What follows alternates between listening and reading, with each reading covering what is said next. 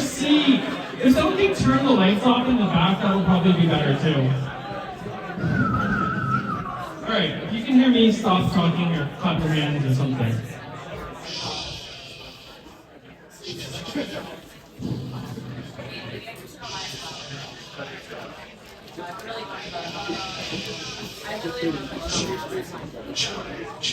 Okay, cool. All right, we're just gonna start. Boom. Okay, so there was the big Brian Johnson event last night. Was anyone there?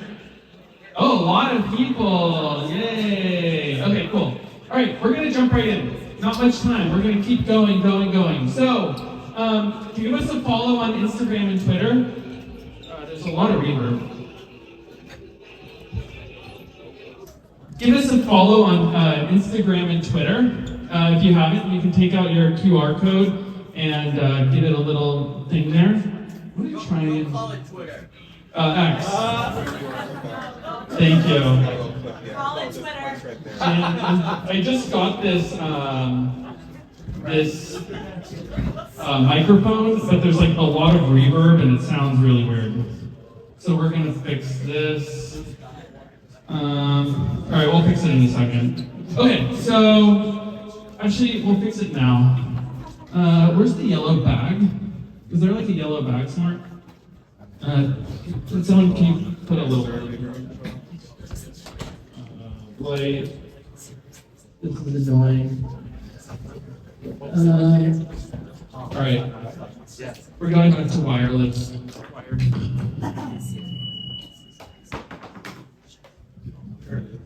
Okay, this is much better. Yep. No more reverb. Okay, so you can turn the chain up. Test. 1, 2. All right, still the same thing. Okay, so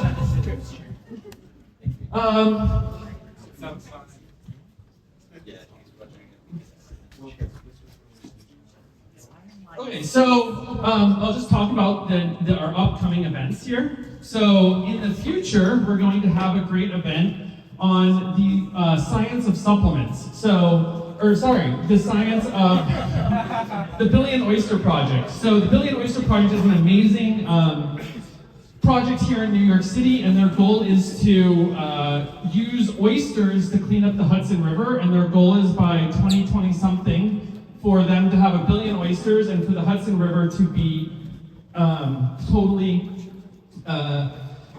clean so that you can drink and swim in it, and also so that you can sequester lots of carbon from the oysters. So the oysters fix carbon in their shells, and when they die, they're able to keep the carbon out of the air, which is very cool. So if you want to come to that, take a little picture of the QR code here. Boom. Okay. This is DeSciNYC, in case you don't know where you are. We've had a lot of great speakers. We've had Brian Johnson, we've had Michael Levin, we've had Martin Shkreli, people talking about tissue replacement. We've done a lot of longevity, but we're also starting to get more into things that aren't necessarily about bio. So we hope to have some nuclear fusion or fission stuff coming up, or some physics or math or computer science to sort of get outside of the typical bio that we've had so much of. All right, next. We're doing a hackathon, so this is going to be really, really cool. There's been a lot of science, decentralized science meetups, which I think is great, but now we want to take some of that in-person juice that we have going and make it into something that's more productive instead of just listening. And obviously, I don't expect everyone to want to do this, but for the people that do, I think it'll be really great. So if you want to participate in this, you can scan this QR code and sign up. Also, who here has an Oura Ring? Okay, a couple people. So if you scan that QR code, we'll also talk a little bit about how you can get involved in a new decentralized science project we're working on. So this is partially sponsored by Stadium Science. And Stadium Science is trying to fix the way we're doing science. And science has been done in ivory towers for too long and controlled by just a few people who decide what gets funded, and how many of you, if you're keeping track of like the new drama with the NIH, a lot of things are getting defunded, and people are looking for new ways to like fund science and to get excited about science and figure out like what is the future. And right now, it's basically like billions of dollars are being wasted on sort of frivolous projects, and not a lot is being seen from them. So we're looking for new ways to sort of change this. So how are we going to do that? The old way was using sort of experts. So if you have like Polymarket was this prediction market, where the old way of doing it was using Fox News. And Fox News was like, we have these experts and they're like, know what people want and think, but oftentimes they're sort of separated from a lot of people. And they're not so great at it. And what happened was Polymarket came along and they said, actually, these people who aren't experts, people who are just incentivized by, does that help the live stream? I'm just wondering, if maybe more light might help. Victor, does that help the video, the light, or make it worse? Turn it off. It's better without. Okay, so we'll keep it off. Okay, so then Polymarket came along and said, actually, if you want to know the outcome of an election, the way to do it is to incentivize individual people and to crowdsource it in a way that people can make money off of a correct bet. And so they basically created a betting market like FanDuel or Sports Kings, but for like politics. And this was able to really accurately predict the future outcome of this political election.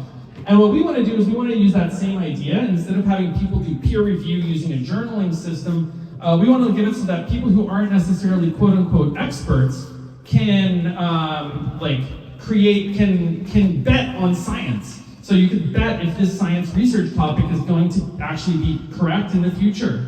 And so that's what we're trying to accomplish here. And we have a bunch of different things. Like the first one, you can bet on sperm. So Brian Johnson has found that when you talk about sex, people get really excited. So we have a market for betting on who has the most motile sperm. We have a market around intermittent fasting, seeing if fasting helps people sleep or it doesn't help people sleep. We have a bet on different types of drugs that help with hair loss. So this is in collaboration with HairDAO that we're working on this. So you can bet, we have there's these actual lab experiments that are going on in Petri dishes, and you can bet which follicle is going to grow faster.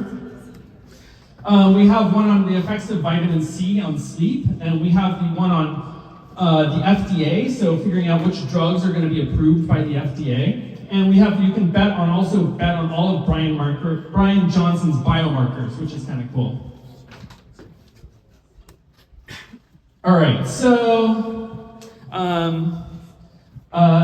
believe this is like the future of research. So instead of research being sort of unincentivized, people are going to actually be paid for when they're correct. And this is going to create a really more accurate, full way of doing science. So I think it'll be very exciting, and even though like a lot of projects in the NIH, science and universities are getting defunded, I think that this will lead to a more accurate scientific outcome.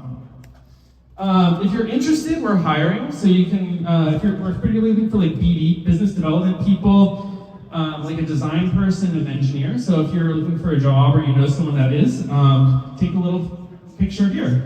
Does anyone have any questions around prediction markets or decentralized science or future speakers or DeSciNYC? Did it predict the election correctly? Did it predict the election correctly? Yes, it did, and with a pretty good margin too. So, and I think a lot of experts, at least if you looked at CNN or some of the polling agencies, prediction markets, I think outperformed what you'd see on CNN or Fox News. And this is really cool because, it's obviously like sort of n equals 1, n equals 2, n equals 3, depending on how far back you look, but it's definitely very, very promising. Anyone else? Okay, cool. Okay, so I wanted to also give the mic to Himanshu, who's who's with Arch Lending. He's the CEO of that. And give him a second to come up and tell us about what is Arch Lending and this amazing space that he provided. Thank you. Hey everyone, welcome once again. We've been supporting DeSci for a few months now. It's been great to have Mikey here, see the community grow. I think every time I walk in here, it's a bigger group than the last, so it's very good to see that. And also good to support my good friend Kirten today, who's going to be speaking. A little bit about us. So, in the last 15 years, the new asset class that's come up, crypto, you might know about it, and it's grown rapidly in adoption by nation states now, by individuals, by institutions, and there really aren't many traditional financial services which people can use in this space. So if you're a high net worth individual in traditional finance, you can go to UBS, you can go to Julius Baer, somewhere else, and get top financial services. You can't do that in crypto. So that's what we provide here at Arch. We provide loans and other services to high net worth crypto individuals. If that interests you, come speak to me or find us online at Arch Lending. But without much further ado, I'd like to give it back to Mikey or Kirten. Yes. Thank you. So if you're interested in, if you're high net or you want to get a loan on the chain, talk to him on you and also thank him afterwards for providing this space. And this isn't just like the first time that he's provided this space. He's done it multiple times and been extremely generous with the space. So we thank DeSciNYC thanks him greatly. Okay, next up we have Kirten. And Kirten is a surgeon and longevity expert. And I met him probably a year or so ago. And maybe a little longer, and we've done some chatting, and I was like, oh, Kirten, you're very interesting. You have all these interesting devices and supplements and protocols. You're like the Brian Johnson that talks about supplements and peptides instead of sleep and penises and stuff like that. So I think it's like brings a more of a science edge to the longevity space. So without further ado, let's give Kirten a round of applause.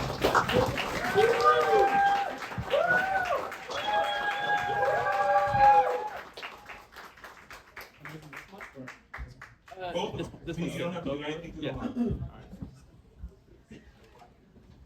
Thanks for coming, guys. Appreciate it. Get the slides up real quick. Two things before I talk. First is, this does not constitute a medical advice. As a physician, I have to say that. Yes. And second is, I'm not an expert in any of this. I'm just an enthusiast that, like you, is sharing in health and wellness, and I hope you find some value on what I speak about.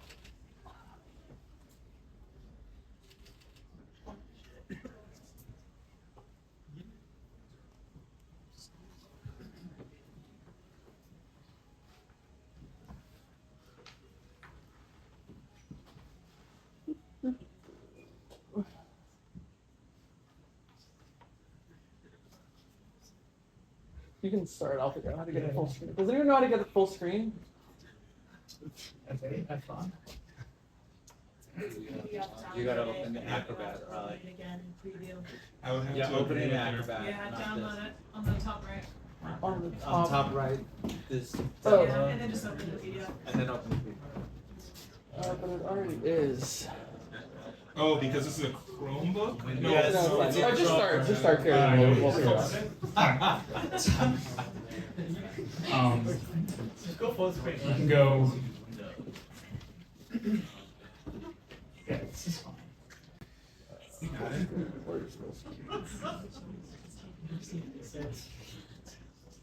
So I click the expand button next to the. There we go. F12. That's good enough. There we go. Good. And you'll scroll for me? Yeah, I'll scroll for you. Okay. So I think when you're telling something important or you're trying to get your point across, it's great to tell a story. So please allow me to tell part of my story briefly, how I got here. Speak closer to the mic, please. No problem.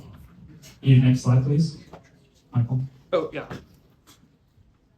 So I think it was the best of times, it was the worst of times.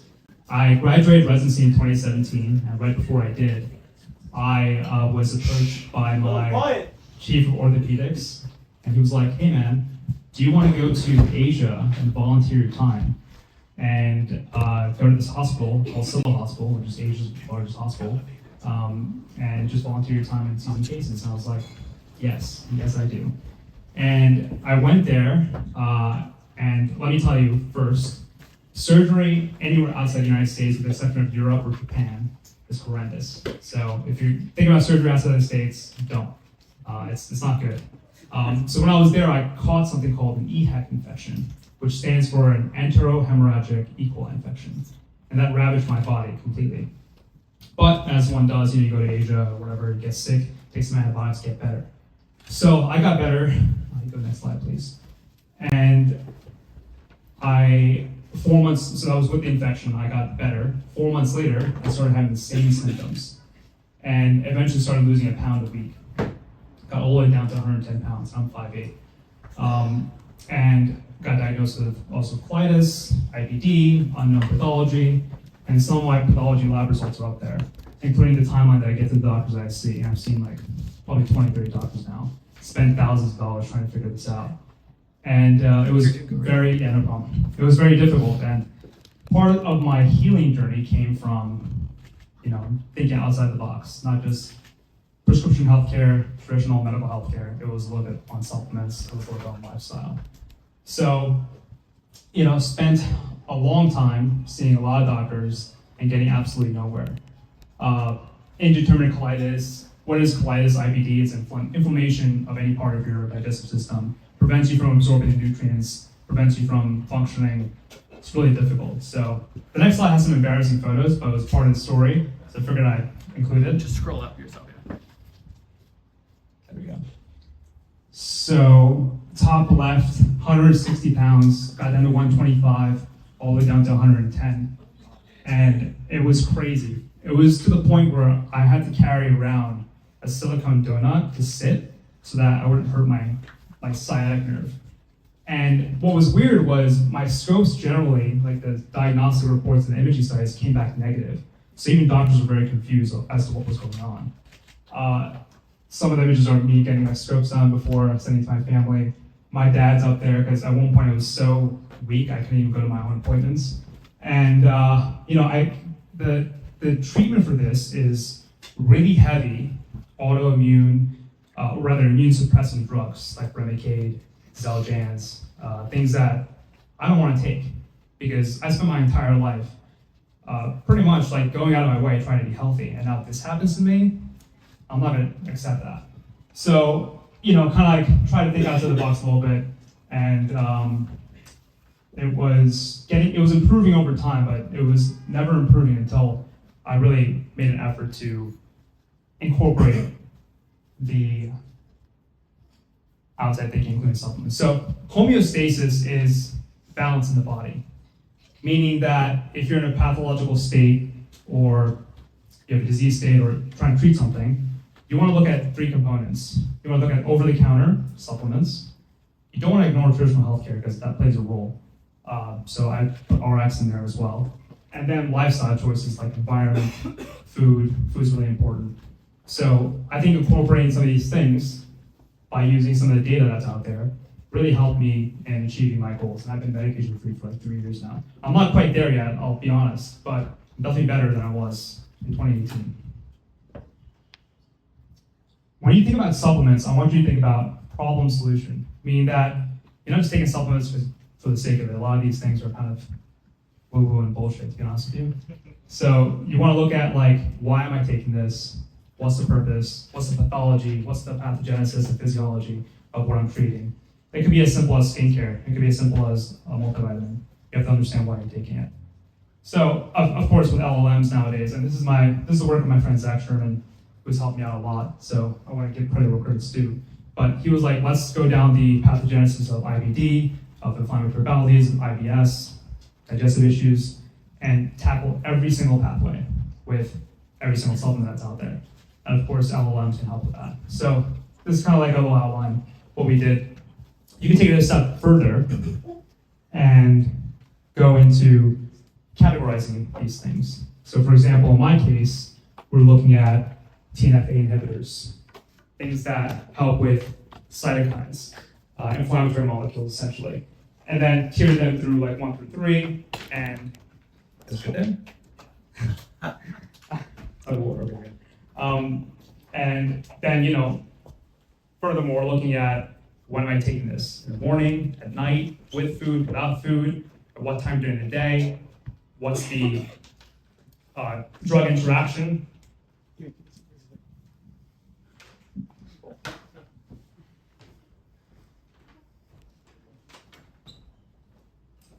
What's the drug-drug interaction and how you can implement it.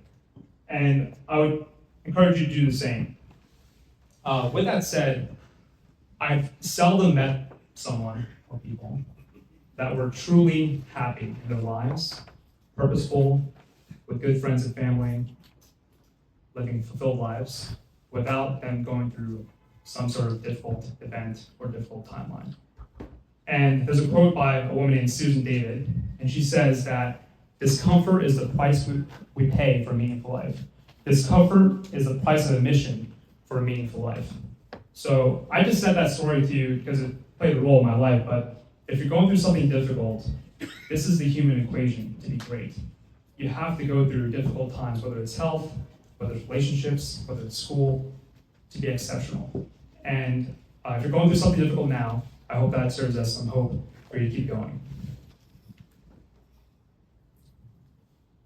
Okay, let's talk about food a little bit. I went back to school during the pandemic because I was bored. The ORs were closed for 3 months, and I'm a sucker for gluttony. And I got a degree in nutrition at Rutgers. And that's when I learned about the food supply, microbiome, and healthy aging. So there's a guy named Norman Borlaug. He was the father of something called the Green Revolution in the 50s. He won the Nobel Peace Prize for saving 1 billion lives. And he did this because he engineered the pest-resistant wheat germ. It was a dwarf wheat germ line that was very resistant to disease. And in the 1970s, Mexico, Pakistan, and India became net exporters of agriculture because of this innovation. Why was this good? Why was this bad? It was good because it prevented famine all around the world, but it was also very bad for 3 reasons. Number 1, this innovation, this seed, was highly invasive. So how many people have gone to Europe and have felt better? They've lost weight, food's better, they can eat pizza again. I'm sure everyone has heard the story. Well, one of the reasons why is our American food is, specifically the wheat, is high in gluten, and it's very monocrop agriculture, meaning that we have lost diversity, and it's just in the past 50 years. And the second was, it ruined topsoil. So topsoil is really important. We only have like 40 harvests left, something like that, where the nutrient density of the topsoil converts to the agriculture and plays a role in our food. And then the third thing was that we went from natural farming to chemical farming, meaning that this agriculture needed a lot of fertilizer, a lot of there. Lots of surprises today. Oh my God.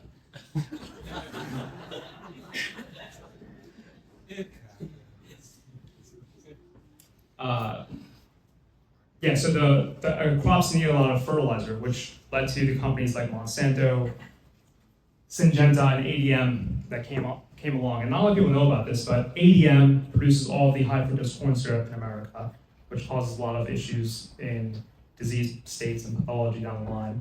Syngenta has like 6,000 lawsuits because they created a pesticide called like paraquat or paquat, something like that, and it's been definitively led to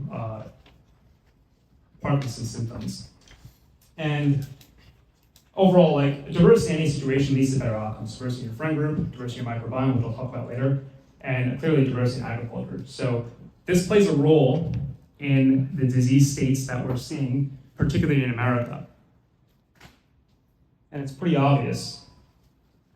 You can't really see this, but growing up, I never heard of, like friends of mine in the 90s did not have IBD, lupus, rheumatoid arthritis, psoriasis, and now we're seeing like people that are very young having these issues, type 1 diabetes, type 2 diabetes. Like, well, what happened?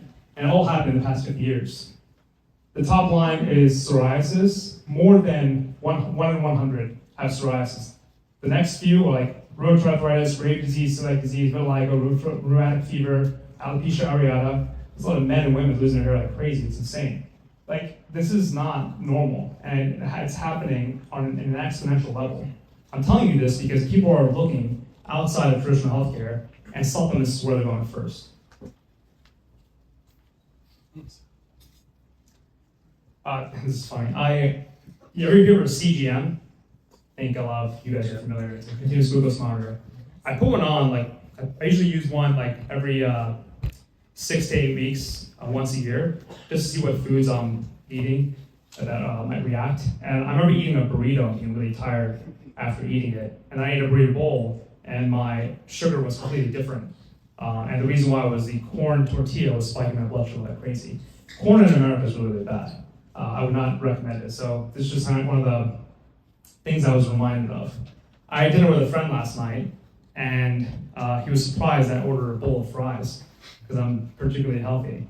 And my other friend always says, try to be anti-fragile, my friend Sean. And I like that phrase because all of this is to say, not to fearmonger you about the food supply in America, but it's to say that if you're aware of what's going on, you can modify your diet, modify your lifestyle to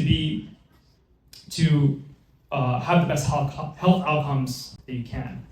And if you need to have the pizza every now and then, if you need to have whatever, go do so. Because if I didn't have wheat for 3 years and I had a pizza, I wouldn't feel so well. I would be probably in bad shape. But if I have some stressors, if I'm anti-fragile, then I can live my life filled and I can also be healthy. So that plays a role too. Okay, let's talk about healthcare a little bit. Post-pandemic healthcare is completely different. Trust me, I know. I'm in a position of a physician, a patient, and a consumer. I have a unique perspective of these things, and I've seen it all. It's gotten really, really bad for many, many reasons. The first reason is the foundation of our healthcare is two things. It's primary care doctors, the doctors you go to investigate why you're ill. Hey doctor, I'm coming in, I have this back pain that I can't fix. Okay, here's a referral to rheumatoid arthritis and orthopedics. Hey, I'm having stomach issues, here's a GI referral. These are your detectives, these are your kind of gatekeepers to help you fix things. And they're being squeezed like you wouldn't believe, meaning that they don't have time to spend with you like they used to. Because, why? A lot of mom and pop doctor offices and healthcare practitioners are being acquired by massive companies. Some of them you'll see here, like Apollo Group, Equity Group, One Equity Partners. These are the DeSciNYCs, the Cornells, the LIJ, the Lennox Hills, the Kesslers, you name it. They're massive conglomerates, and they're trying to. The corporatization of healthcare is very evident in the outcomes of what we're seeing. So, and nurses too. Nurses play a big role in the hospital healthcare. They're also being squeezed. A lot of nurses are going traveling because they're getting paid more than the actual systems. This is evidenced by, here's a bill from my own office. It's $88,000. One bill from my own office. I went there for an IV. And the lines are as follows. Total charges, $88,315. The pharmacy, that was a pharmacy store, $83,000. IV therapy, $49,000. Oh, sorry, $4,900. So I know for a fact the medication is not costing you $83,000. But even if it did, you think the IV that the nurse put in me costs $4,900? No, it does not. This is what happens across the board. The bottle of Tangl that they put in your IV when you're under the OR, it's $5.95, but they charge $600 for it. It's abuse across the board. People are really upset with this. People are not getting good health outcomes. They're turning to supplements, they're turning to things at home. I don't pay for this. Tell them to fuck off.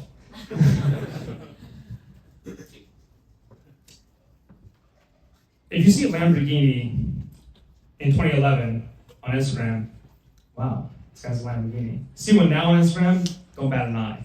A Birkin bag, you can get that at Walmart now. Wealth signaling is different. And I believe that this whole, everyone just came back from Brian Johnson's Don't Die thing, sure. I think people are associating anti-aging, longevity with some sort of wealth signaling. Growing up, I remember going to people's homes and being like, wow, that guy has a 60-inch TV. This guy has a 45. You know, it was just a fun thing to measure people's wealth as a child. And now it's like, hey man, do you want to see my red light lamp? So it's just an interesting trend that I think is here to stay in a good way. And I think the gateway drug, no pun intended to that, is supplements. And we're gonna get to it. So let's get into the sauce. I'm gonna talk about 5 supplements you probably have heard of. And again, this is just my opinion, something that I thought was interesting. And then 5 ones you probably haven't heard of that I think play a big role. It was hard for me to choose just 5, but the talk was called 5 supplements, so I was like, all right, I guess I'll choose something. All right, we'll start easy. Creatine is a big one. Creatine goes into your cells and is phosphorylated into creatine phosphatase, which then goes into high energy cells and converts to ATP. That's kind of like the physiology of things, but it plays a huge role in glucose transport, specifically GLUT4. It's really good for cognitive benefits and sleep. So if you're sleep deprived, you can take a hero dose of creatine, 3 to 5 grams. I have this let's call it not a hangover protocol, but flight protocol. So if you're going different time zones, I'll take 3 things. I'll take 3 to 5 grams of creatine because of sleep deprivation.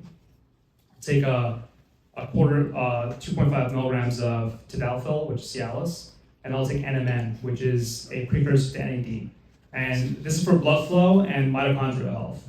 Really helps. It also helps with muscle growth in the weightlifting phases. So great supplement, highly recommended. I use CGP as a brand, it's pretty good. It also helps with cognitive speed and thinking, and that's been kind of good studied as well. Let's talk about prebiotics. I think it's really important, more important than probiotics. So, really important topic, my favorite supplement. Probiotics, everyone's heard of it, are the good bacteria in your body. But most probiotics you see in shelves, in supermarkets, are dog shit. They don't do anything. It's the prebiotics that do the work. So you have prebiotics, probiotics, something called postbiotics. Short-chain fatty acids, the byproducts of the probiotics. Prebiotics are the start. And you need a variety dose of prebiotics to actually get the outcomes. And a hero dose of them as well. So just taking a Metamucil selenium husk is not enough. You need to actually have a diverse kind of variety of things to take every day. The digestive tract is extremely important. I'm going to go over it with you because I think it's important when it comes to supplements too. So digestion begins in the mouth with salivary amylase. You're chewing things, things go down. Digestion starts there with carbohydrates and proteins. Then it goes down to your stomach. Stomach acid, pepsin, this and whatever, breaks down the proteins, goes into the duodenum, the first part of the small intestine, then the jejunum, then the ileum, and then it goes into the large intestine, where a lot of the microbiome lives. You mean to tell me that a probiotic is going to survive all of that? That's 1 billion CFUs, colony forming units? Probably not. You have to take a hero dose of probiotics for it to get there. And even if it does get through all of that, and it forms a colony, it usually does not last. That's why, if you want to improve your health outcomes, prebiotics are the key. And that comes with a caveat. You shouldn't be taking prebiotics in an inflammatory state. So if you have something inflamed or you're sick, don't take prebiotics because it might make things worse. You only take them when, it's stabilized. This is very hard to read, but what I'll show you here is on the left-hand side are all the bad bacteria. E. coli, Klebsiella, Streptococcus, and on the bottom are pathologies like HIV, inflammatory bowel disease, different things. So anyway, the point I'm trying to make is these bacteria are prominent in disease states. And some probiotics are actually also prevalent in these inflammatory states, specifically lactobacillus, which is in almost all probiotics. So you're sick, you're like, I'm gonna take a probiotic, you take lactobacillus, it may not give you the outcomes that you're desiring. There's something called universal health promoters, UHTs, and these are anaerobic bacteria. Probiotics are usually aerobic, meaning that oxygen-rich, oxygen-poor, anaerobic. And the manufacturing process allows that because they're aerobic, lactobacillus, bifido, whatever. The real health, universal health promoters are anaerobic. And in order to feed those anaerobes, you have to take prebiotics. For my ladies in the audience, estrogen is, so women are actually more prone to autoimmune disease than men. And one of the theories behind that is estrogen. The reason why is you have these things called tight junctions in your body, and they're held together by zonulin, which is a transport protein. And estrogen may make those tight junctions a little bit more permeable. So even more important for women to take prebiotics and take care of your gut health. Like I said before, diversity in any situation leads to better outcomes. Diversity in your prebiotics also play a role. So each one of these prebiotics play a role in different parts of the digestive tract, and combined can actually produce a really profound health outcome. The hero microbe of the gut is something called F. precisiae, and it loves pectin, specifically apple pectin. So there's something to be said about apple a day. Green apples are really good because apple pectin compared to citrus pectin gets down to the terminal ileum, which is where the large intestine starts. So the reason why F. precisiae is the hero anaerobe of the gut is because the byproducts of that are the postbiotics, the good short chain fatty acids that play a role. And I'll talk about that in a second too. Let's talk about NAD, NMN, ATP. Has anyone heard of NAD, drips, NMN, these types of things? Most people usually have it. It's kind of confusing, so let's break it down. NAD is the actual precursor that, or rather the actual molecule that helps with the electron transport chain in the mitochondria, the engine room of the cell, to help produce ATP, the currency that we all need in our bodies and in our cells. So the precursor to that, there's two big ones, NMN and NR. NR is made by a company called True Niagen, that's the most clinically studied, and NMN is a sublingual like powder you can take. It's fairly cheap, it's one I use, that produces a similar response. So instead of getting like a $1,000 NAD drip or taking injections, just use NMN sublingually. It produces a good response. Most of you are young anyway, you should be taking a lot of NMN, but it plays a great role when you're hungover, when you're flying, or in different time zones.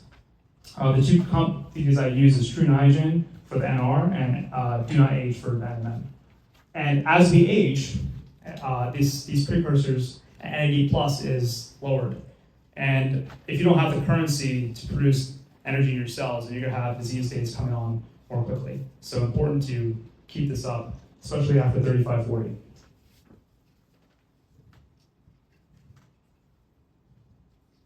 If you remember in biology, you have your mitochondria, your Golgi apparatus, your nucleus, the Krebs cycle, ATP, really important. All this plays a role with NMN, NAD, and NR.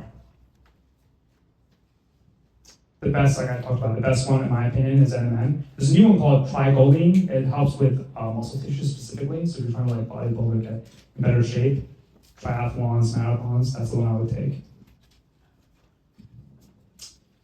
I put 3 antivirals in one section. I love antivirals, they're really important. The first one is monolaurin. Monolaurin is only found in 2 places, in lauric acid in coconut and breast milk. Really interesting. It helps break down the viral envelopes of multiple viruses, flu, cold sores, herpes viruses, all these different things. My favorite is ADP. It's called oregano oil. It's emulsified oregano oil. And if you take oregano oil in general, it burns a lot, it's hard to take, but ADP specifically is really good. And if you're sick or have a cold coming on or have a digestive issue, taking a hero dose of ADP really does help. And the last one is sulforaphane. Sulforaphane works in the NR2F pathway by detoxifying and inhibiting the viral replication. Instead of breaking down the viral envelopes, it just stops the actual replication. And it's made only by chewing broccoli sprouts. You combine glucoraphanin and myrosinase, which produces sulforaphane, and it produces this molecule. It's really hard to produce in factories. There's only a few companies that make it. The one I like is called Brockshot. They get it from Australia. It's excellent. And the fifth one is lithium. Lithium? Isn't that antipsychotic, Kirten? Yes, it is. But in small doses, it's actually really, really powerful. So we're talking about 1,000 milligrams for your schizophrenic ex-boyfriend versus 1 milligram that you're going to take every day. And actually, Brian Johnson's longevity mix, if you look on the back of it, has 1 milligram of lithium, and so does Novos. So lithium, really interesting. In a micro dose, 1 milligram, works on a protein kinase pathway called GSK, which helps with 3 ways. Number 1, neurons, helps with neurogenesis. Number 2, it helps with bone health, which is really interesting, especially in the elderly population. And then it helps with muscle mass and glucose transport. Great longevity supplement. So those 5 you've probably heard of, 5 supplements. Let's talk about 5 you probably haven't heard of. And the first being postbiotics, butyrate specifically. Butyrate is a short-chain fatty acid. It is the preferred food, the preferred energy source of colonocytes. You have one cell layer between the outside environment and the inside environment of your body, your colon specifically. And that what helps absorption, what helps nutrient, all that stuff.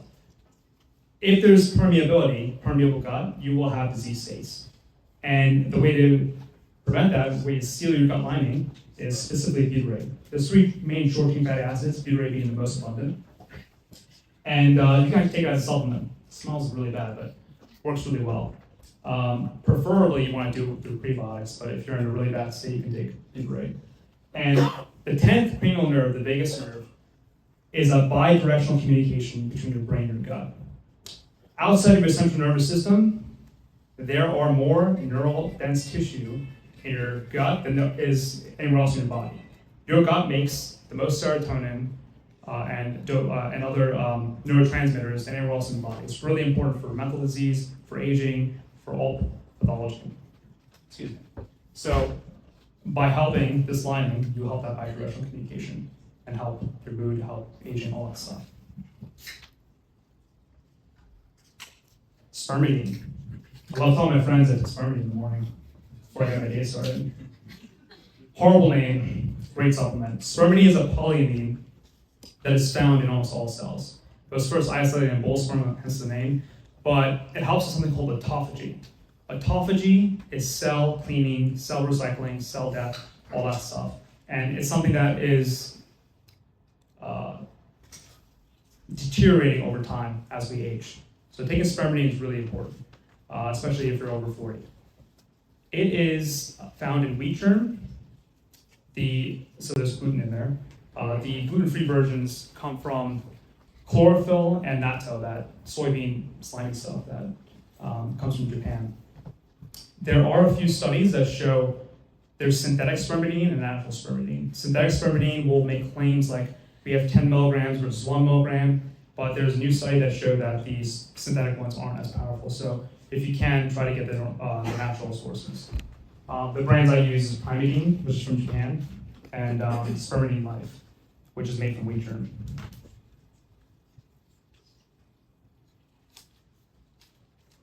Glynac. Glynac is lysine and N-acetylcysteine combined. Really great supplement. I have a photo of Arnold in there because we're seeing our idols age, we're seeing our parents age. We're in a unique position of helping people out that are older than us. Science is on our side. So I don't want to see my parents suffer as they age. And Glynac specifically has been shown in clinical studies to help the aging population across multiple pathologies. Specifically, Glynac helps in 2 ways. Glutathione is the master intracellular antioxidant in your body. And as we age, that goes away, and it's just good for everything. So taking that is really important. And then, you ever not brush your teeth for 3 days? You have plaque build up in your mouth? You know what I'm talking about? Right? Everyone's been there. Okay, just me. Plaque buildup is biofilms. Biofilms are theorized to be one of the causes of disease and aging. And NAC, N-acetylcysteine, breaks down the disulfide bonds of these biofilms in the digestive tract and other parts of the body. So for that reason, it's really important. My grandparents use it, they're doing well.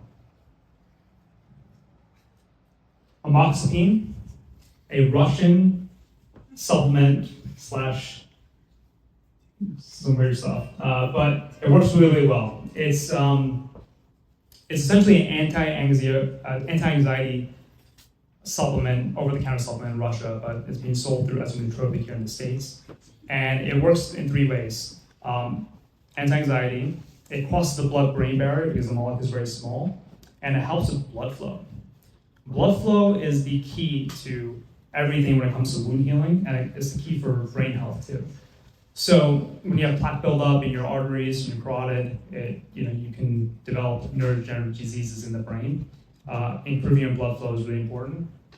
Using it sublingually before a workout is actually really good. Somehow it just improves blood flow everywhere, especially in cardiovascular exercise. And I think it's available as a nootropic on a company called Cosmic Nootropics.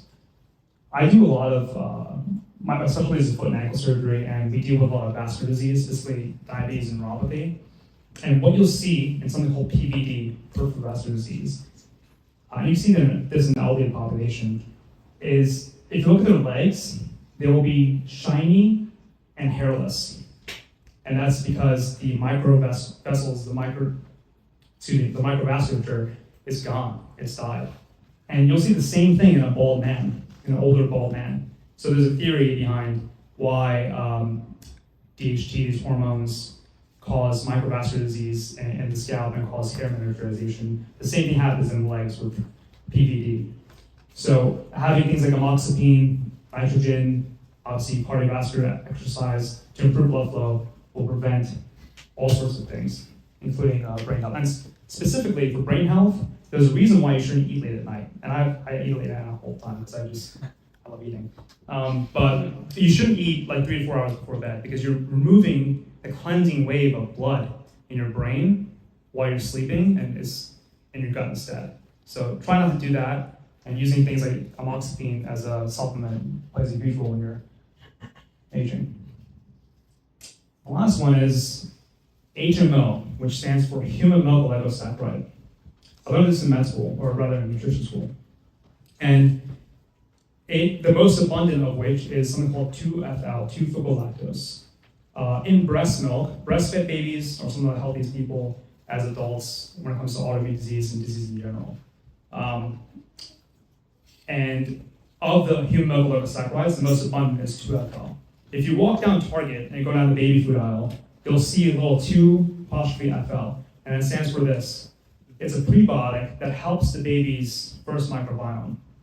And it has really great antiviral properties, really great immune properties as we age. And it's actually one of the things I use after I learned about it. I went down to the baby food aisle, took some Similac, and it helped out. So I don't like the corn stuff in there, so I took a supplement that just had 2-FL in it, and it did work. It's a really interesting supplement that not many people know about. And it doesn't come from breast milk, it's made in a lab, but you can take it, it's great. And then as far as bonus round goes, I love peptides. It was a big part of my healing journey. Some of the peptides that I'm sure you've heard of, BPC 157, bioprotective 157, CDC ipamorelin for growth hormone. These are amino acids that produce a response in your body, and they're all individual. They can't be really patented. They're kind of popular now after GLP-1s, Ozempic, Mounjaro, tirzepatide, whatever. So they're becoming more and more popular, but these are, I can imagine, going to be more prevalent as the new administration probably makes them less regulated. So that's pretty much it. That's all I got for you guys.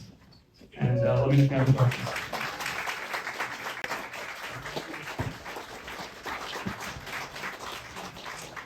Yeah, let's do questions, and we'll Quick question. Will you be posting these slides anywhere? I saw a lot of people taking notes, and I bet they would love to be able to see these slides. Yes, actually the last slide had a QR code, but I'll email them out for you guys. So, You can put the QR code up there. Yeah, I don't know where it is. so did you use BPC on 5000? Yeah, I did. I use it orally and injectable. Yeah. Keep the mic on. I used The it. question was, do I use BPC? So, BPC, you have to be careful because it causes angiogenesis. What does that mean? That means a growth of blood vessels. So, in an inflammatory state with different things, you want to be careful taking it over longer periods of time. But I did take it orally and injectable, and it did help marginally. But I wanted to be careful and not take it for a long period of time because of cancer risk. And you don't know some of these suppliers. Yeah, I've used it in a few of my friends, and it worked quite well. It works really well for tendon injuries. Yeah. These tendons are generally avascular. Having that is good. No, that was before. What about like curcumin, black pepper? Something like more accessible. I use curcumin every day. Curcumin is a really powerful TNF-A inhibitor, which is an inflammatory molecule. One of the things you should be aware of is just because something is a supplement doesn't mean it doesn't have drug-like, prescription-like effects. So we tell patients preoperatively, stop curcumin, fish oil, and certain things because they actually do produce a response, specifically curcumin, increases bleeding time. So you want to be careful taking things over a longer period of time, but I take it 5 days a week. It's really good. Good for inflammation, especially rheumatoid arthritis.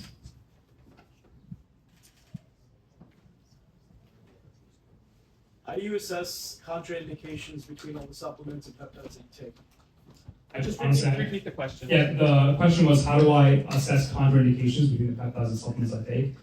In modern times, I use LLMs, which is really easy. Before, I just kind of did the research on different pathways. So, for example, fish oil. If I was an older gentleman, I was taking fish oil and let's say warfarin, which is an anticoagulant. There's a contraindication there clearly. So most of the supplements have clear contraindications that are easily Googleable or researchable. You just have to make the effort to do so. And I don't take much every single day. It's not like I'm a supplement or I'm just using things for problem solutions. Yeah, so talk a lot about bad bacteria for the gut. How about parasites? I think it's important for us in the US to care about parasites at all. Repeat the question. Yeah, the question was about parasites and good microbiome, bad bacteria, and things like that. Your microbiome consists of fungi, viruses, parasites, and bacteria. It's a whole, ecosystem there that is kind of unknown at the moment.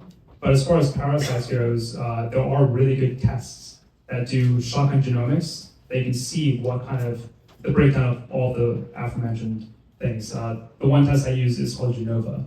There's another one called Jonah that does AI genome testing as well. But that's what I would use to see what kind of parasites you have. Yeah, some of these things are caused by parasites.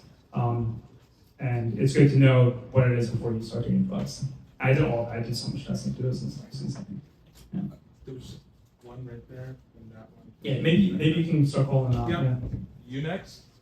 When you say prebiotics, is there a difference between that and just eating foods with a lot of fiber? I think if you're to eat foods with a lot of fiber, it's really hard to get the amount of fiber you need. Again, with the whole nutrient-dense food thing with America, our food quality is so bad that we're just nutrient poor all the time. So to get the prebiotics through apples or cruciferous vegetables is difficult in your stomach. It just is. So I like supplements. The one I use is Thorn Fiber Bend. It has a whole mix of some of the prebiotics. I take that every morning. That really helps. Yeah. Is there a risk to taking monolaurin if you're sick? If you're sick, I mean, that's when I do take it. Sorry. Is there a risk of taking monolaurin if you're sick? Not that I know of. I've taken monolaurin when I'm sick many times, specifically viral infections. Yeah, a lot of doctors will give you antibiotics no matter what, which you should be against, because if you're sick with a virus and you take an antibiotic, you're just gonna get worse. young lady then him. So you see a lot of people doing like fear mongering around different kinds of supplements. They'll be like, oh, don't get from them, they don't test. Oh, like the quality of their supplement isn't that good. Like their fish oil's mid. Like you shouldn't. Yeah. How do you decide like what's a good supplement supplier? That's a good question. Yes, how do you decide what's a good supplement supplier? I have like my favorites. Thorne is one of them because they're used by athletes who have strict USADA testing pools. The other one I really like is from the UK, it's called Vitality Pro. And the reason why I like these is they're all third-party tested. There's a company called Eurofins that analyzes these things as a third party that you can see. But generally speaking, I'll be very careful with Amazon supplements. I buy directly from the manufacturer. These Amazon FBA warehouses are in hot rooms. You don't know if your supplement's being degraded over time. So the other thing is I keep a lot of supplements in the fridge, specifically fish oil. It's fish oil. Put it in the fridge as soon as you get it, use it within 30 days, throw it out, and then get a new batch. It's fish oil. You know? What about labdoor.com? I'm not familiar with Well, Labdoor. labdoor.com, they review all the supplements. Oh, really? Yeah, and they, Subco is one of them as well, right? Subco? Some other company that does that, I believe. Yeah. Subco shutting down. Oh, is it? No. RIP then. Right. Do you think Ozempic has side effects that people should be Yes. knowledgeable about? Yes. So Ozempic, does it have side effects? Yes. So Ozempic was a peptide used for diabetes first, and now it's like the hot drug. GLP-1s are fantastic. They're really amazing. In a microdose way, people are using it for dopamine issues, addiction issues, cravings, you name it. And it also plays a role in inflammatory conditions too, because GLP-1 receptors are all over the body. Do they have side effects? Yes. You have to be very careful. In fact, I'm the CMO of a SaaS company that does compounding pharmacy. So one of the things we tell our clients is, if you're selling GLP-1s, you can upsell a protein powder or creatine to offset the muscle loss effects. If you take a high enough dose, you'll have bone density loss and muscle loss. So you have to have a really good practitioner and be careful buying things online. How do you think about safety? I know supplements are now more regulated, and even for FDA-approved drugs like Vioxx. I think 20 million people took it before they realized it caused tens of thousands of deaths. But supplements, they have a lot less testing, right? Yeah, that's why you should be careful with the supplier and your sourcing.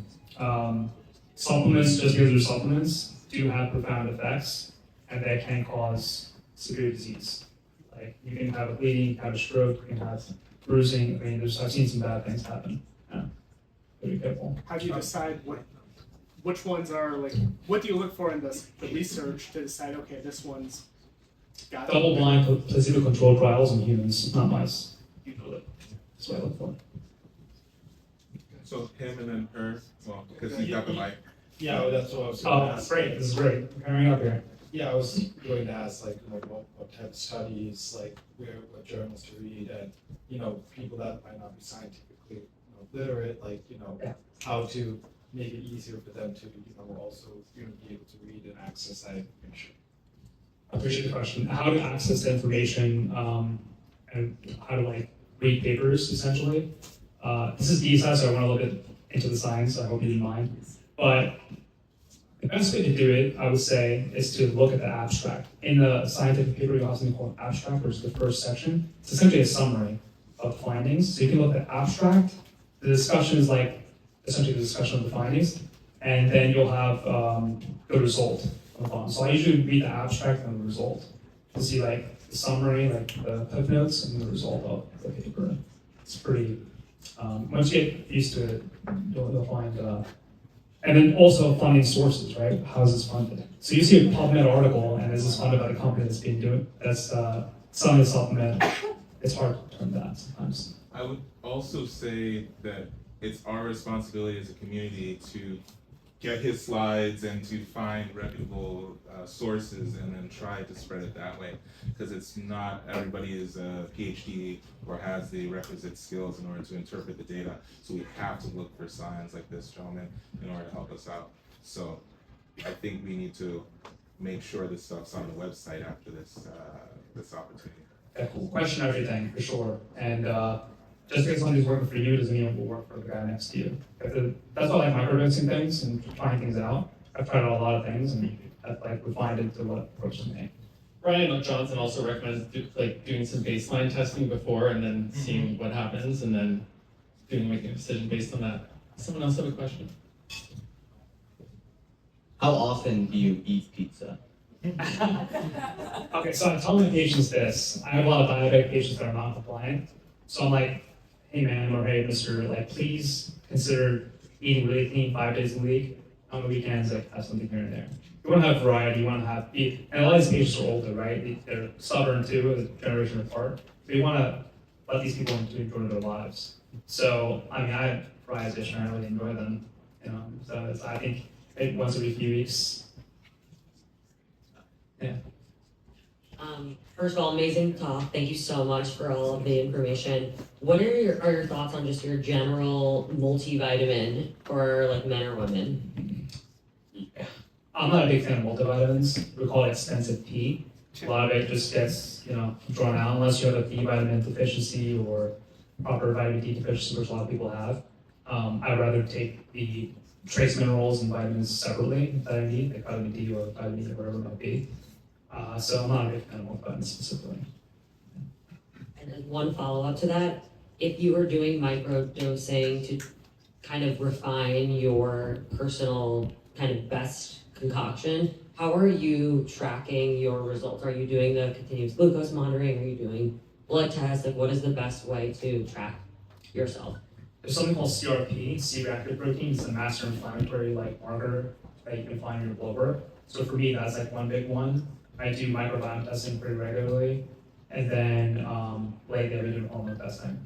So for me, that's like a good marker of my health. I haven't done any of the age tested yet. I don't think they're there yet. So you don't participate in any epigenetic testing? No, I don't think they're there yet. I think there's too many companies that are claiming too many things, and there's no standard yet. Like you have iOS and Windows standard, and then you have other operating systems maybe, right? But what's the standard right now? There's nothing there yet. Fair enough, but I mean, if you can interpret the data, then ostensibly you should be able to take a test, kick the tires, and understand that actually I prefer True Diagnostic over Genix 3 or something like that. The other question I have about that is if I wanted to get TRT right now, I probably could, even though my testosterone levels are okay right now. Why? I can be sleep deprived, I can eat some bad food, and my T would be really low and go to a clinic and get HRT. I think the same thing might happen with some of these DNA methylation tests. 100% to her point, taking it at different points in time is the key in order to see what your trend is. So even if you are using an inferior test, so long as you take it in a predictable manner, you can at least see, well, what's my delta, and then based on that delta. That's a great point, yes. I think if you did it, a lot of people aren't disciplined to do that, but if you did a test over time and you knew what you were doing, that's a great way to determine things. That's a great point, thank you. Yeah. I know that you talk about fish oil. I'm curious, what do you think about castor oil or simple detox cleansing practice of some sort? As far as supplements go, there are binders that help with detoxification. These things basically bind to the byproducts of dead bacteria, viruses. One of them actually started using it's called Interagel. It's from Russia. It works really well. It's a silicone-based, non-absorbent binder. But I would not ingest castor oil personally. I think it's dangerous, especially because these manufacturers don't have sterile labs. Topically, it's great for skin, but yeah, detox pathway. The best detox pathway is, I believe, exercising and sweat and optimizing your liver health, which is really important. So not drinking and I've heard that Brian Johnson takes 57 supplements a day, which I consider crazy. What do you consider a reasonable number of supplements to take? Is it 10? Is it 6? Just give us some guidance. Yeah, again, the problem solution kind of setting of things. So for my parents, who are older, they're in their 60s now, I give them a certain set for their age group and their disease states. For me, I take 4 or 5 maybe. I rotate them here and there. And I take a week 2-week break just so my body's get used to things, or this is my personal thing. I think you have to assess yourself and what you need. So you might be chronically deficient in iron, and you might need ferritin infusions as a woman. So what are you doing there? You take vitamin C and maybe some iron supplements here and there. That's completely different than what you'd be taking, sir, right? So I think it's highly individual. The Brian Johnson thing is interesting because he's on, one of the things that isn't really highlighted as much is, and obviously I'm not saying anything bad about him, but he's on hormone therapy. So he's offsetting the hormone therapy with the vegan diet with all these supplements. So I don't know if you can maybe optimize that and lower the supplement count by just changing some of those things he's doing, but that's just my opinion. You had a previous slide earlier that said you only take supplements when you have a problem to solve. So for you, is that the case? So when you're on like those 4 or 5 supplements, you know there's something you want to solve. And when you start a supplement, do you like have to load, like creatine, you have to load or something like that for a while? Then, and then once your problem goes away, do you stop and then rotate to another supplement? One of the problems is aging, right? So that's like indefinite. So there's certain things that take almost indefinitely, or one of them being spermidine, lilac, biofilm stuff. But yeah, if I have like, if I get sick, I'll take some thiamycin, I'll take the antivirals, monolaurin, ADP, the emulsified retinol specifically. These are tools, right, in our toolbox, and if you're educated on them, if you're aware of them, you can use them and ameliorate some suffering for yourself or your friends and family. So I think, like sniping it out with some tools, that's the best way to do it. And then aging and looking youthful and being energetic is also a problem. And that you can do as like a daily routine thing. So there are those, out of those 10 that you mentioned, most of them you do take every day, all the time? No, I take, like right now I'm taking a bunch of gut health stuff because I've been having a little bit of a flare, I'm traveling soon.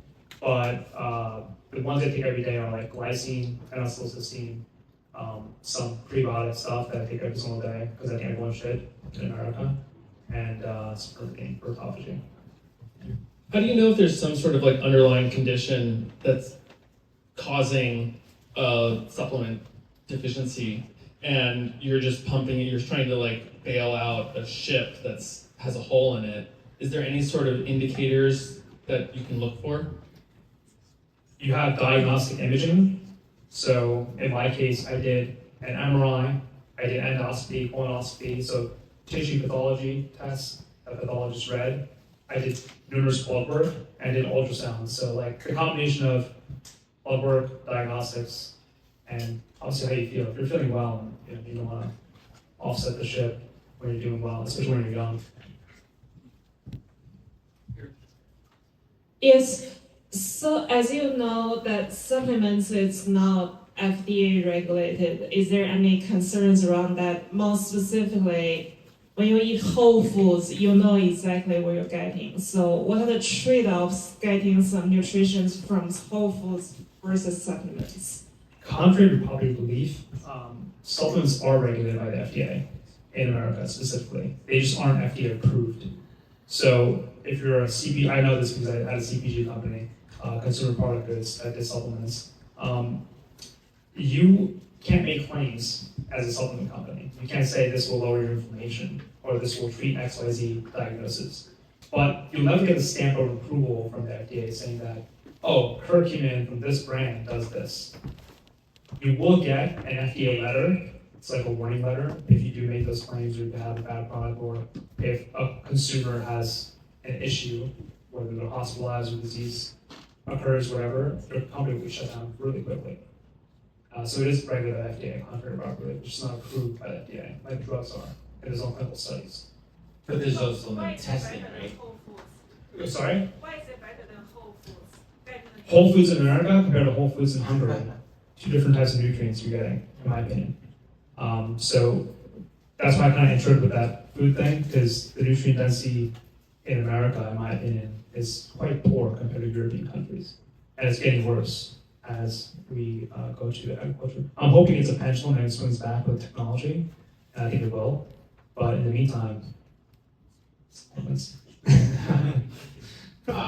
just to play off of her question, so I used to take tons of supplements. I think I was spending like $200-300 a month, all of like 20 different things, right? And then I found that my liver enzymes was really high at one point. And then there's no way to know like which supplement was causing And to her point, the FDA is not actually testing the supplements to see, are you actually putting in the things that you say that you're putting in?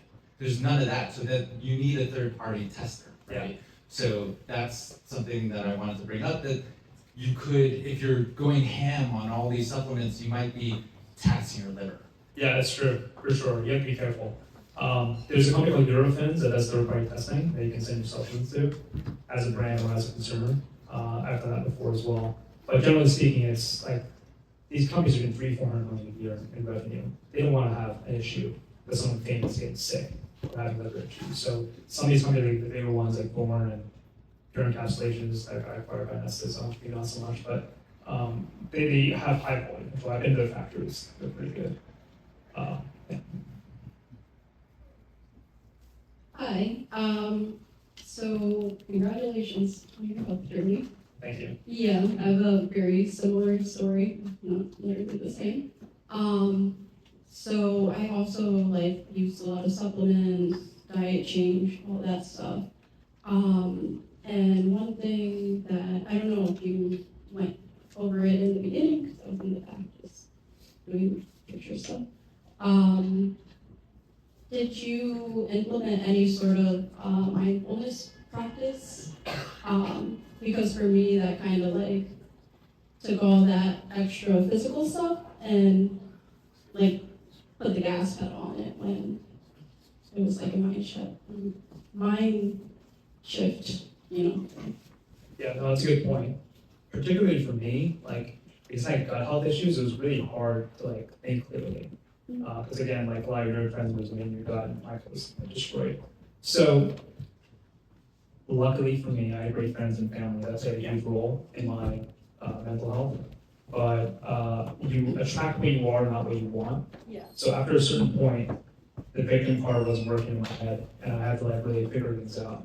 I was like shocked that this was happening to me, and like my prime, I was 29 when it happened. Like literally in my prime, I was like, I just graduated residency, I did 12 years of school, I got my dream job, and now this happens to me.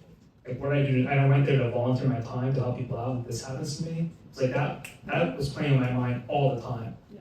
And to break that took a little bit more effort. And also, like seeing your body deteriorate is really weird, especially as a man. Like you want to be strong and whatever. Yeah. It was bad.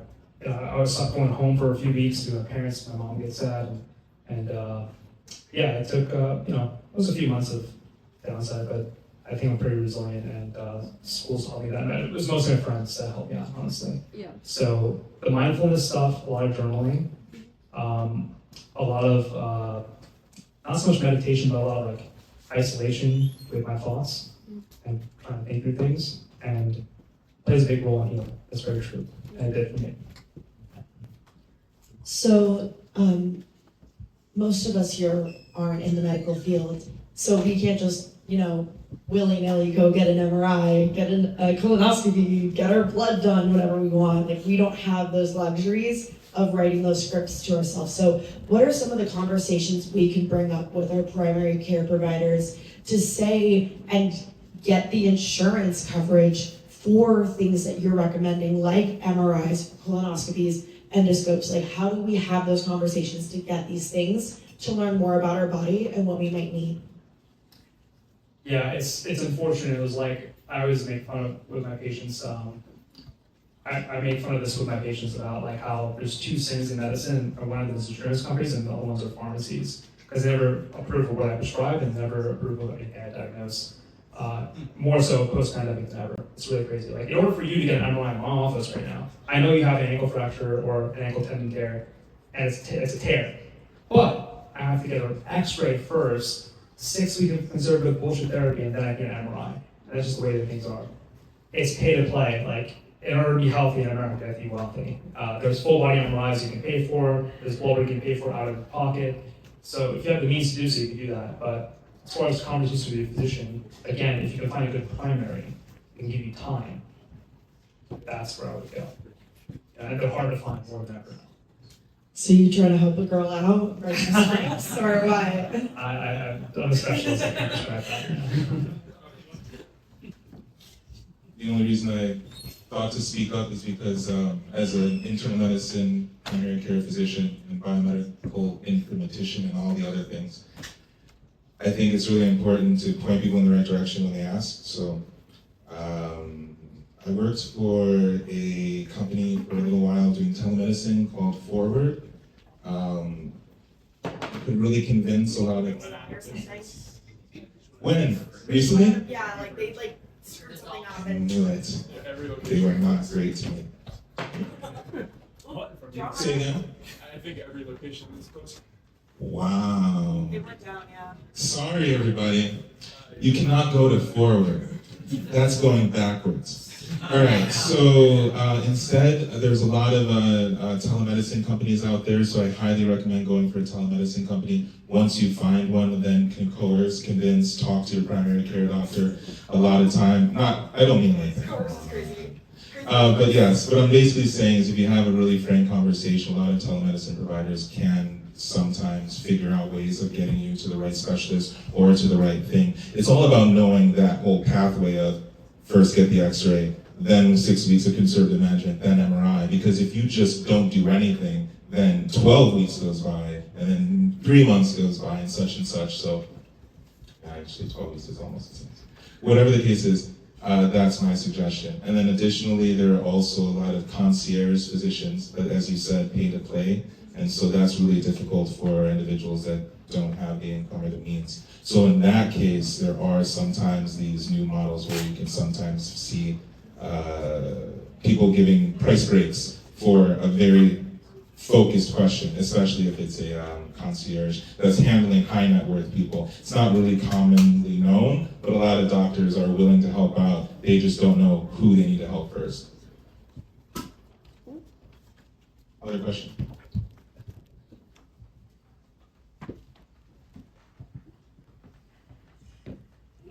Two questions. One, I think, some general discussion on like baseline testing. Just curious, do you have suggestions on testing services outside of standard blood draws to kind of optimize supplementation? And second is, I know we were talking about Brian Johnson, just want to hear your thoughts on his longevity mix and if you have any opinions on it. As far as testing goes, again, I think health is extremely important across the board. So Genova, GENOVA, does shotgun genome testing for a lot of different metabolites in your whole microbiome. I actually was the first doctor at Superpower, so I would recommend them. They're a competitor to Function Health. They do 180 biomarkers. Specifically, the ones you want to look for are like inflammatory biomarkers, hormones, thyroid health, specifically TSH, which is thyroid stimulating hormone, and things like that. So blood work, Superpower, Function Health, microbiome, Genova, Jonah, full body MRI, which you should do maybe after 40. Pronovo, there's another one I forgot about. Again, don't be like too crazy about doing blood work unless you, specifically for men and women, I think you should do hormone health. Because think of it this way. How old are you, may I ask? 29, okay. So imagine you are 48, 58, and Texas is getting so crazy, so worth doing. So you have a baseline testing of your hormone panel, your TSH, your thyroid panel, your liver, your DHT, testosterone, LSH, FSH, all these things. And then now you go to a clinic that wants to replace your hormones, and you're like, at my peak at 29, I was at an 800 level testosterone. I don't want to go super physiologic because I might get side effects. But for me, it might be 900, it might be 700 at my peak. And I think having that data is really important. So data drives outcomes. Get the most data you can while you're young and healthy. So when you do have this intervention, which hopefully you will, because we want to stay healthy and young as long as we can, you'll have the data. Does that make sense? Yeah. Anyone else? So individuals living in the blue zones, living to 105, 110, don't take supplements. Any input on blue zone diet in general? I think that the blue zones are a little bit iffy because a lot of them were created by journalists versus like the actual outcomes, and so the ages are hard to actually determine whether these people are 105 or whatever. But regardless of that, they are very healthy.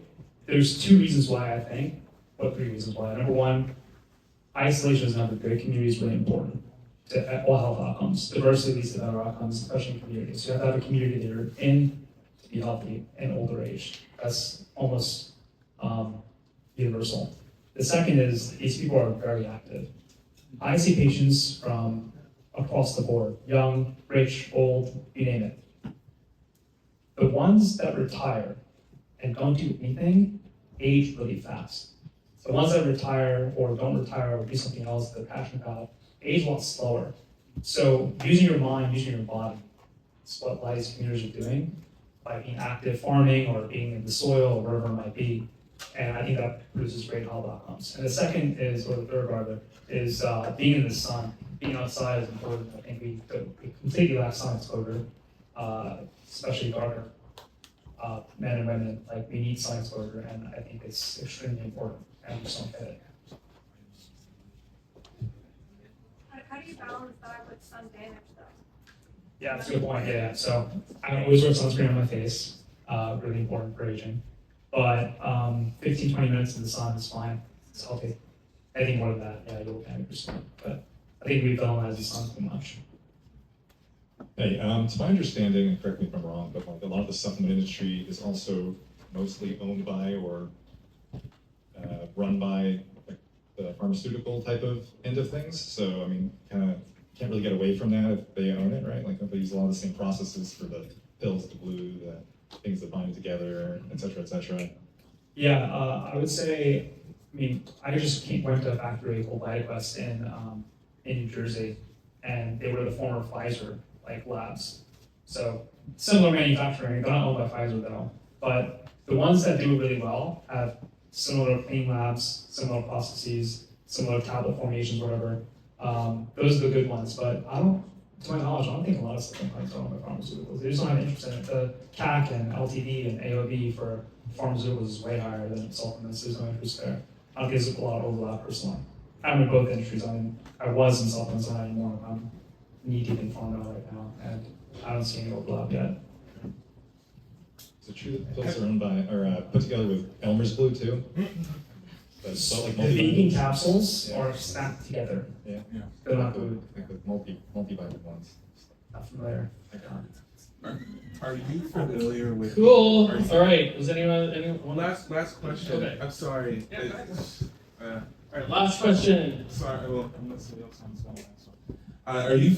Do you want to tell us about? Are you familiar with the fractionated or like the I don't even know what it's called. That's why I'm asking. I think the company is called Tailored Scripts, and they provide supplements that are essentially almost like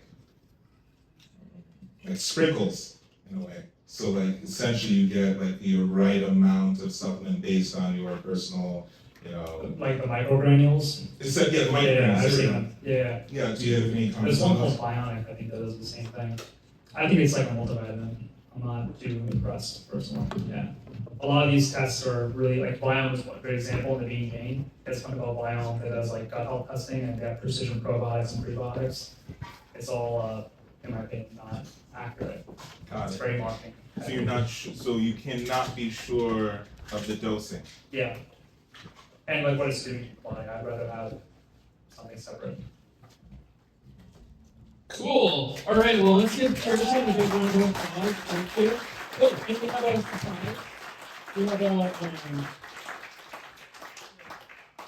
We have a DeSciNYC mug in the form of a beaker for you, and then we also have a Make Science Great Again T-shirt for you also.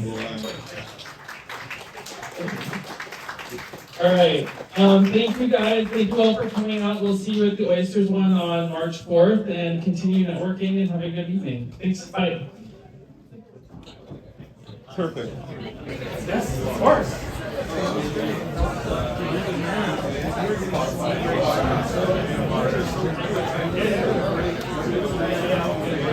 It was a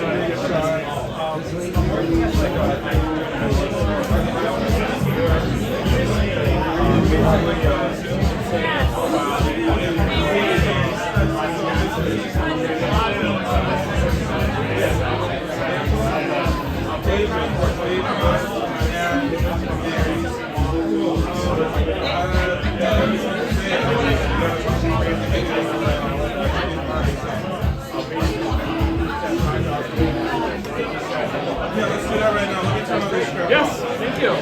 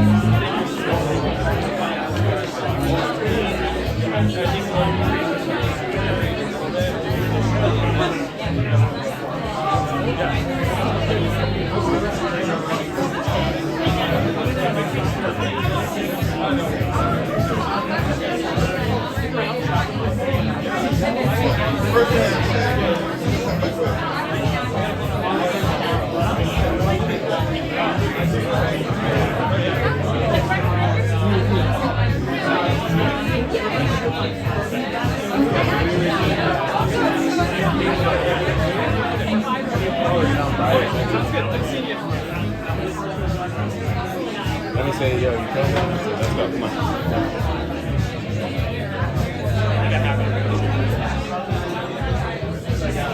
Come on, tell me your question and we go.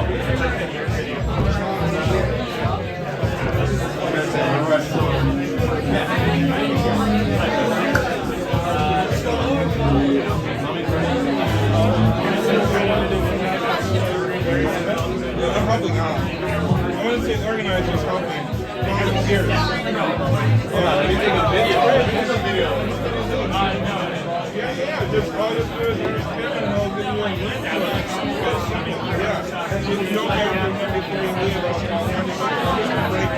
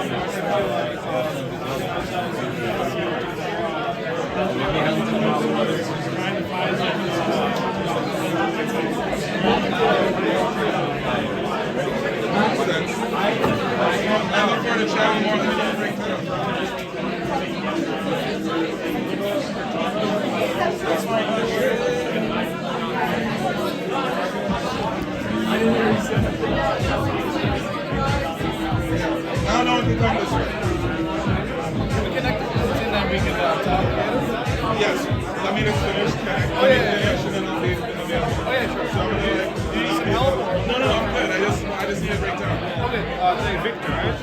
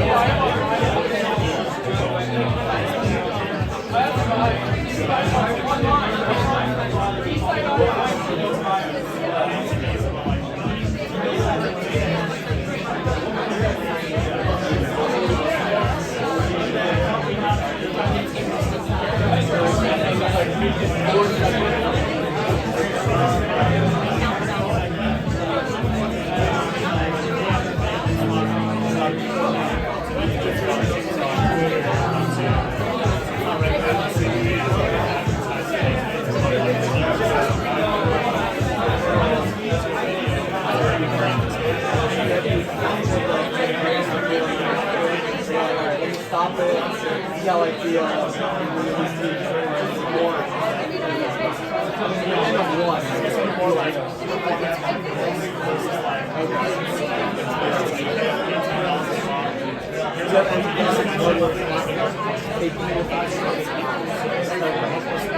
yeah, if you just go to your PCP and be like, I want to baseline some blood work, that actually what is that? There isn't like, oh, I want this specific test. Like, baseline blood work covers everything.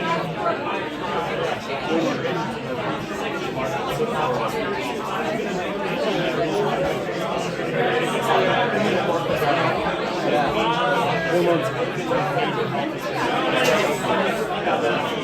I've done like going back like an HK water class, do like a complete measurement, like glucose and everything.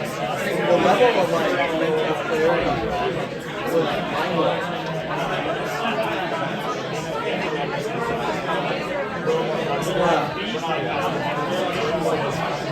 Yeah, and I think part of it is we don't know what to stop using, right? So we use a lot of energy in digestion.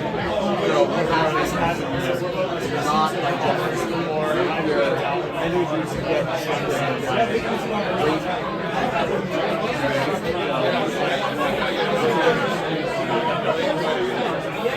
yeah.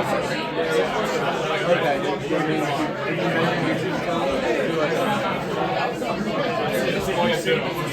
Oh, and that's like an actual place to do it.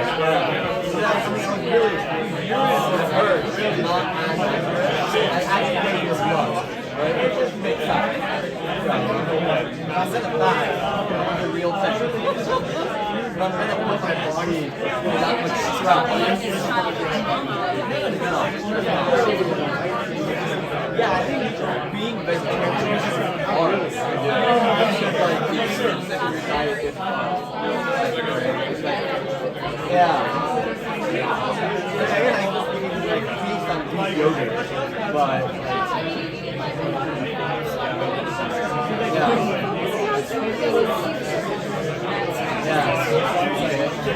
Party? What's the thought? You take fish oil or? Take them all.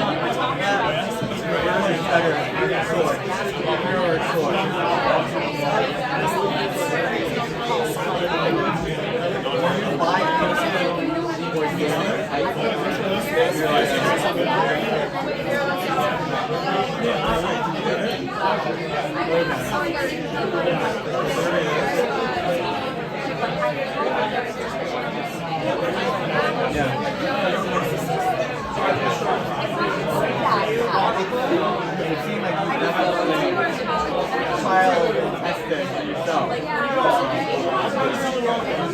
You're a biohacker to an extent.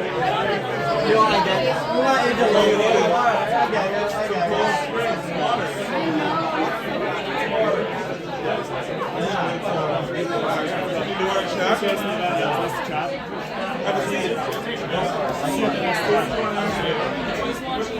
Great space, brother.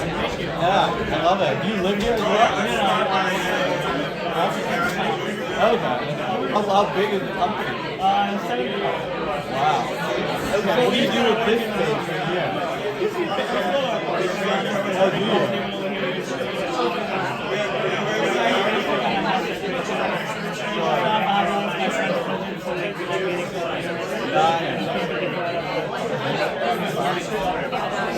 Yeah, I work as a solution engineer startup.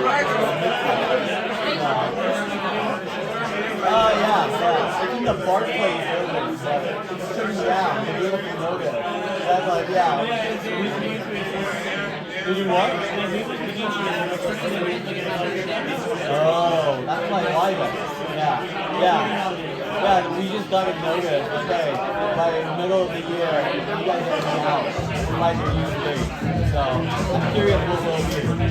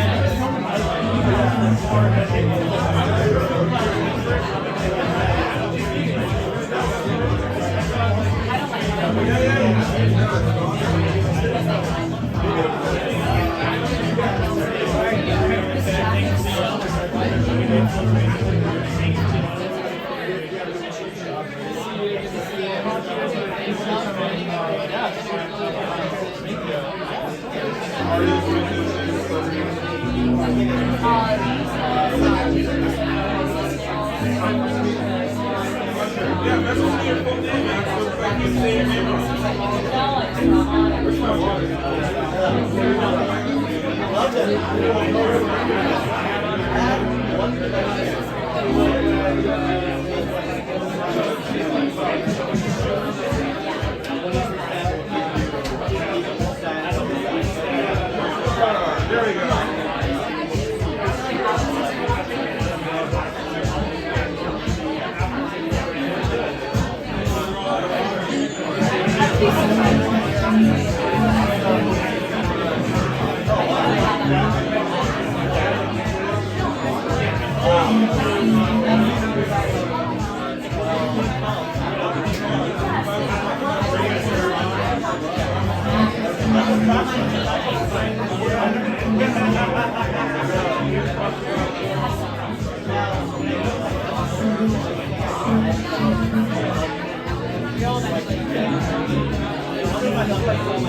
Oh yeah. Thank you. That was good. Thanks. We did it. It's a little crazy when it all comes together. It's all just real time. Everything is just real time.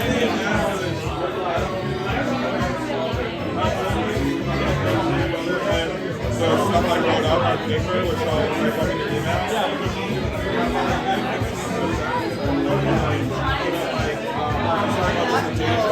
maybe like a graph not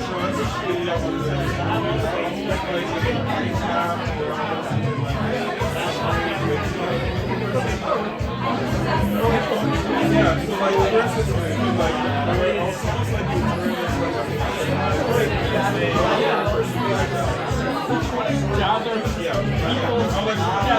but I really appreciate that you're giving everybody an opportunity to rip. Yeah, it's just like let people do a thing and then let people do their thing on top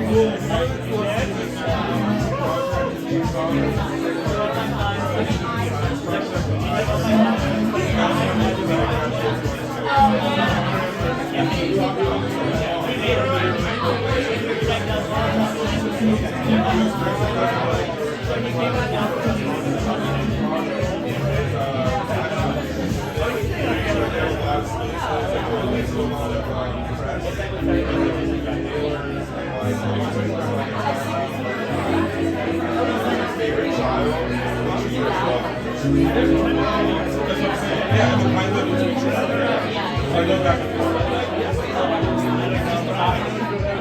I'm very organized. You know how it is. I'm down. Let's go. You have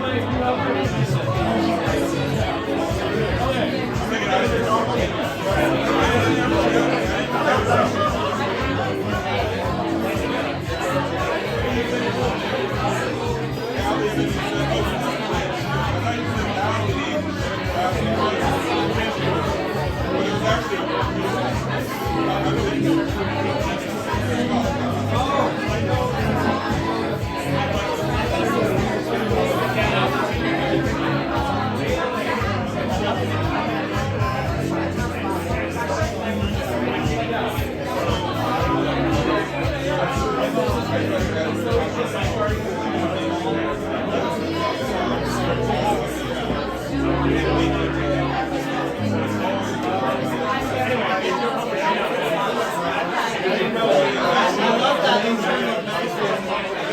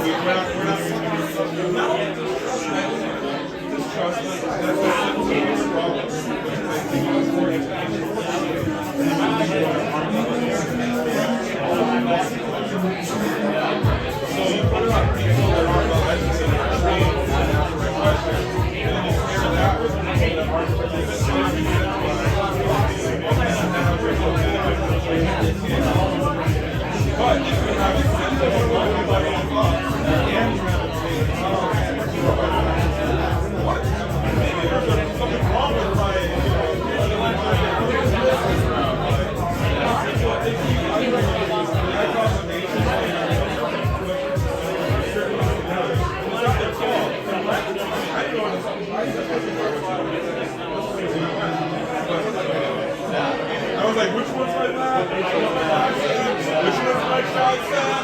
Which one's my shot set? But did you know? I look at my face and you're like, I had every disease possible. Oh, yeah? Oh, every syndrome. Where like,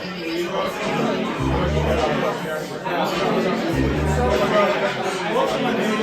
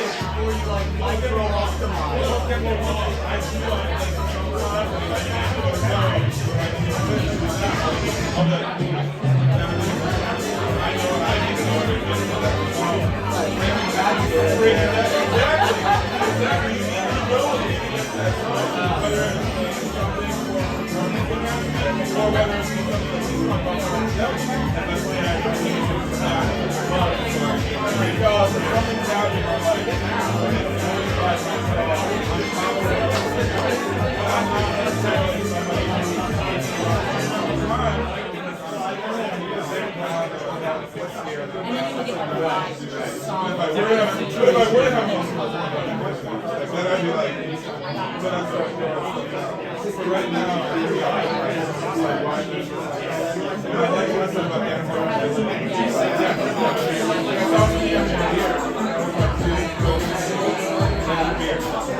we're all doing water, sure. That's cool for this crowd.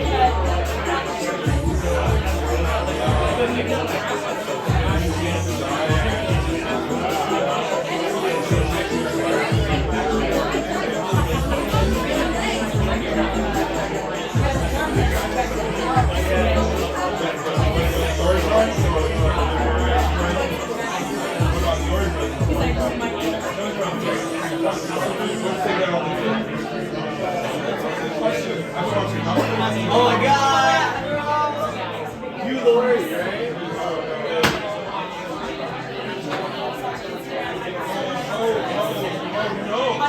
No, so it's not. I didn't get it in the drop down into but I did watch like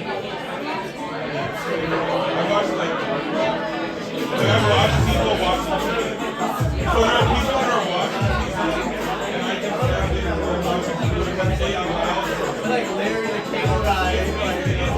Sharing their passwords. It's like what?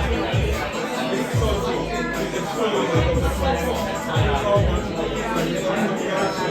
so one of them, so somebody with all the DVDs in one house, ready to retire, and or whatever, unique. I don't know how they have now. There is one.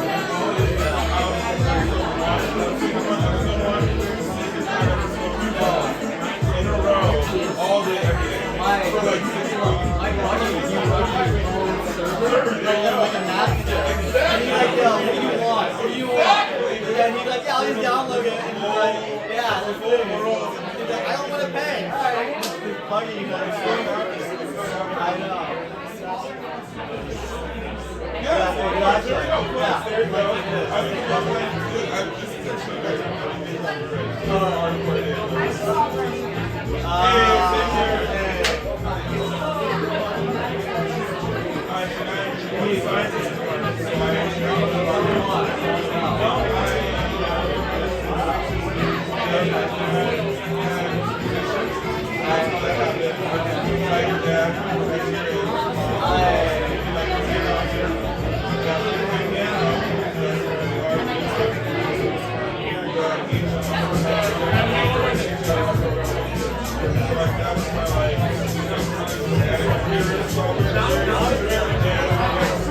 Nigerians are like, you think Tiger Mom is Nigerian? Like, there ain't no tiger, it's a lioness.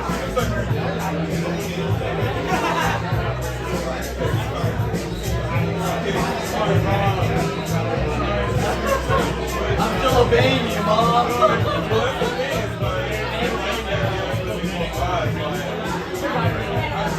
Yeah, there you go. Exactly. Science can be I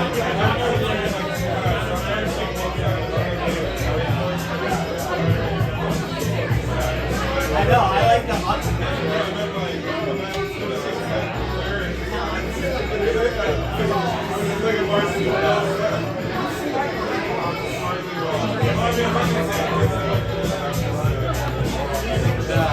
But even if I dislike it, it's a great choice. Are you like a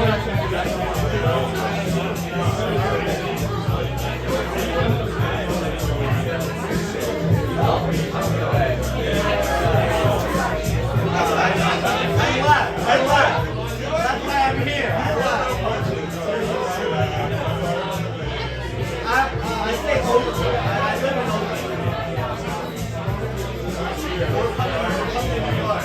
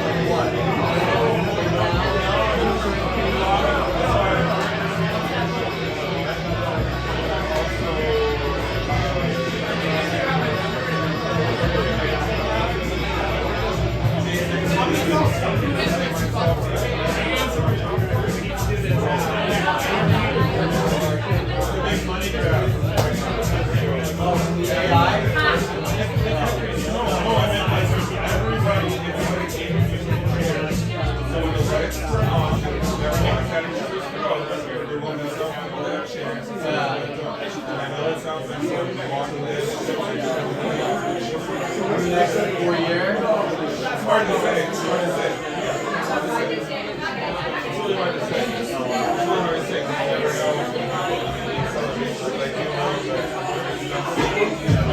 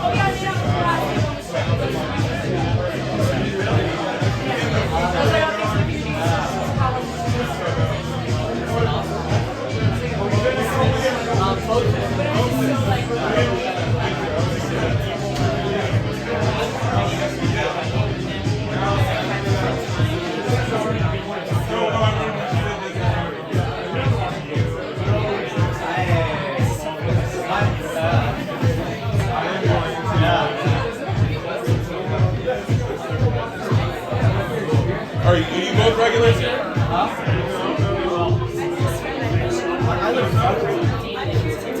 Oh, you're the doctor.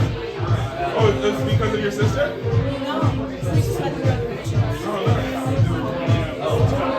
Well, we're gonna probably do a follow-up with your son. Oh, really? Yeah. Get me invited.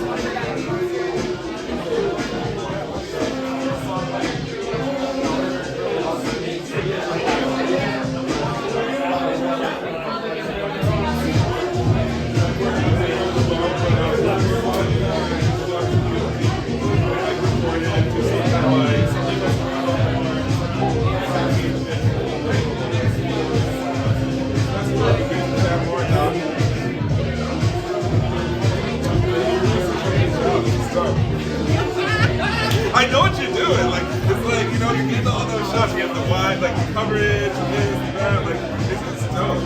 Like, I truly believe in things like he said at school, like, just break off your own thing. It's like, it's hard. You really do have to, like, people will catch on once we do it. Let's just go ahead and, like, make something go. We'll be in touch. I'll be messaging you, even if we'll message to that and break off. We'll just get it done. I'll upload all the photos we have and add you to the photo.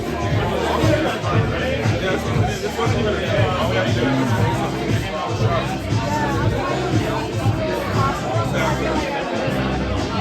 Exactly. Never enough. So let's do the same thing for in March.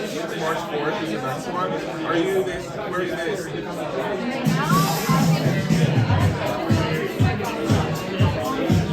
No worries. Okay, the reason I ask is because if there's any other opportunities to do social media after we talk, we'll see if there's something comes up. Because I know you're volunteering right now, but you know, hopefully we'll get lots of money to the other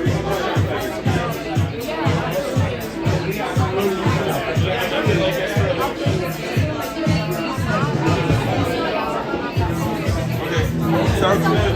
I will. No, what was that? I know, it got me a lot. It got me all over, I saw it. But it's not so bad. I'll take care of it. Thank you, though. I did see that, right? Like, look.